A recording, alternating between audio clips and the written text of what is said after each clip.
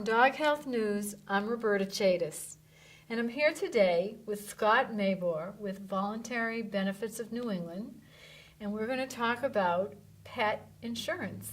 It's a very, very important subject these days. Yes. And how did you end up getting involved with that? Welcome to the show. Thank you very much for having me. I actually fell into it accidentally. I had a client, I do employee benefits, and one of my clients, or prospective clients, had said, I have everything you could possibly offer. Is there anything you think I don't have? And there was a picture of a dog on her desk, and I mentioned, well, what about pet insurance? And at the time, had never sold a policy, didn't know much about the insurance. And that went from, I only have 10 minutes for you, to an hour-long story about the surgery her husband's cat had needed. Oh, isn't that always the case? I know. You just have to ask someone a little question about their pet. And pets, people love talking about them. Don't want to talk about themselves or their own illnesses, but their pets love speaking about them. And that kind of got the ball rolling, and that's how I started. It's interesting. And a lot of people have asked me about the benefits and maybe some of the downsides. So let's talk a little bit about what the benefits are, in your opinion, about putting health insurance on your pet. Okay. I honestly think the biggest benefit is that it takes the decision making when your pet is hurt or sick out of the financial realm and into what's medically best for the animal. I've spoken to a lot of vets about it, and they say, it really comes down to a financial decision in many cases because it's expensive, and the veterinary care is expensive, and people don't have the readily available funds to pay the vet, so it's going on a credit card. And I know it's very difficult. I've heard really bad stories about the end of life for a pet because you can't afford to pay for surgeries. So that would be an important thing to have. I actually have a friend of a friend who put her dog down last spring. She couldn't afford the medication, and that's really heartbreaking when the reason that you have to put it down is for money. Absolutely. So I know, it is very sad. It becomes very sad. And there's pet insurance for cats and dogs, so Yes. Specifically we'd like to talk about dogs. Okay. I have a question. Do the rates for the pet insurance, does it get more expensive for a bigger dog or older dog? By older, definitely. So the things that impact the rates are the breed of the dog, how old the dog is, your zip code. My zip code? Your zip code. Oh, so my. not so much from Salem to Swampscott or Swampscott to Peabody, but more what region of the country you live in. And that's because perhaps, I'll guess, the environment has an effect on your dog? The vet, it's based on the normal, quote-unquote, charges of a vet in the area. So vets in this part of the country are more expensive than vets elsewhere. And since they're paying a percentage of the bill, it costs more to reimburse. Very interesting. All right, so that's a good thing to know.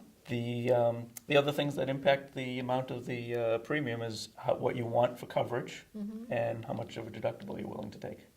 I know. Now, deductibles are a tricky subject because we have that in our own health insurance. And I've always wondered if there was an easy clue as to whether the deductible is lower, the rates go higher. What would you say about that? The tricky thing with the deductible is you never know how much it's going to, if you're going to use it or not. Okay. So let's have an example. Well, a small example. In terms of if you pick a $100 deductible, the rate of the plan is higher, just like on your own health insurance if you have a low deductible health plan. But is that actually the most cost-effective way to buy the insurance? And in many cases, I don't believe it is. I had a friend on her own health insurance, had no deductibles, and she was paying a fortune for health insurance for no reason. She goes for an annual physical. Oh, okay. So this type of insurance is more for big things, catastrophic illness, accidents. It's not something that I would recommend having zero or a very small deductible. Have one that you can afford, but $250, $500 is typically where most people end up. So you end up paying the deductible. You pay the deductible. And then the insurance covers The insurance covers, again, you pick the amount of reimbursement with some of the companies, and so it's typically around 90%. And you can pick a lesser reimbursement amount, and you would get paid less. So pay less for the ultimately, premium. you can actually set this up so it's a reasonable rate. Yes, because ultimately it doesn't do anyone any good if you buy the policy, keep it for a year and a half, decide it's too expensive, and then cancel it, and then 6 months later the dog or cat is ill. You really want to find a comfortable spot, and you can always change the deductible after a policy starts, so you can vary it to meet your financial needs. And I also understand that you can put your dog under a health insurance policy at almost any age, up until, I'm going to guess, 14. You could still do Usually, that? It depends on the level of coverage. Typically it's around 12 for the full medical. If you're looking for accident only, basically no cap. So it's interesting. You just Yeah. have to do your homework. You have to do some research. There's many carriers now that offer it, and I offer 3. And the same dog in the same zip code, we'll have 3. A couple quotes will be very close, and there'll be one that's either much lower or much higher than the others. And what about quantity discounts? Let's say you have 3 dogs and 2 cats. Some of the carriers offer multi-pet discounts. So if you have more than one animal at the house, you do get a break on it. Excellent. I know there are other discounts available as well through payroll. One of them offers a AAA discount. So there are some discounts available. And then I had another question about dental insurance, or dental coverage, I should say, because the bills for dental care are outrageous. Yeah. Can that be covered, or It can is that be. extra? And again, it's standard on some of the plans, and some of the plans it's part of an additional care package. And it varies too if it's a routine annual cleaning, typically not covered, and always my recommendation to not cover it because it just, again, raises the premium too high.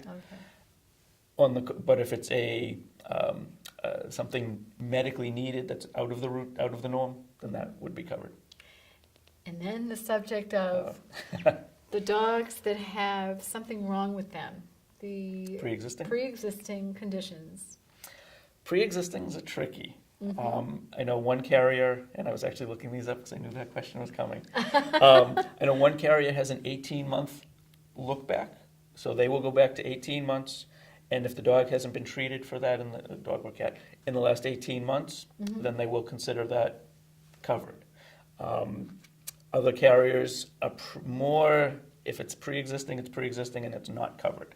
So if the animal has had an issue, you need to do some homework to make sure you don't get surprised. Exactly. And I know one of the carriers, for instance, if your policy year overlaps, depending on your level of coverage, they only pay in blocks of that 1 year period. So it could be not so much a pre-existing, but an ongoing situation. And that's something you need to be aware of. So it's So there's best a to lot know. of options. You don't have to Yes. think that one company is your only option. No, there's probably 9, 10 anyway that I could name off the top of my head. It's very good to know. So Yes. And I also did a little research on the things that are covered, and some of them that aren't covered would be your normal vet visits correct. and shots and things like Right. that. Again, you can. One of the carriers offers what they call routine wellness and advanced wellness, but it adds $20 a month to the policy for the advanced wellness, and that's giving you spaying and neutering, routine shots, annual physical, but it's adding quite a bit of extra money to the policy, and essentially you're financing something that you're doing every year. I see. So my recommendation is to skip it. So that's good. Yeah. Now, since you do both human insurance and pet insurance, let me ask this question. Is it faster to get a decision on pet insurance or dog insurance than it is on humans? Yes. Yeah, it's almost instant. Really? Yeah, so you put in the information and you can have the pet insurance almost instantly. Many of the carriers have a 30-day wait, though, on an illness. Oh, okay. So and they will check medical records at the vet. So if there is something pre-existing that you haven't admitted to, they will find it. This is great. So So lie. these are wonderful bits of information for My anybody out there. And if you think of pet insurance in a similar way to a human insurance, the those factors are really pretty much the same. They're very similar. And one critical difference is that on the pet insurance, you are paying the vet first and then being I see. reimbursed. So it's unlike human health insurance where you're not seeing the bill directly, it's going straight to the carrier. Mm-hmm. This is you're laying out the money and will be reimbursed, and they reimburse quickly, but you are paying the vet first. That's excellent. So tell everybody how to reach you. You can visit my website at vboneonline.com, so VBONE for Voluntary Benefits of New England, online.com. You can email me at scott@vboneonline.com, or phone is 617-721-1250. That's great. Now, which came first? The V-bone for the name The or V-bone, the pet insurance? the V-bone came first. Isn't that funny? So, and then it kind of fit in well, and I at some point need to redo the logo so it incorporates something more pettish. I think there was a message there. Yes. I really do. And it's the most fun thing to sell. Well, thank you My very pleasure. much. Thank you very This much for was having me. Wonderful information, and it's a pleasure to have you Pleasure on to the meet show. you. Thank you. So we'll sign off. This is Roberta Chadis with Dog Health News, and we'll see you soon. Okay, thank you. My pleasure. Okay.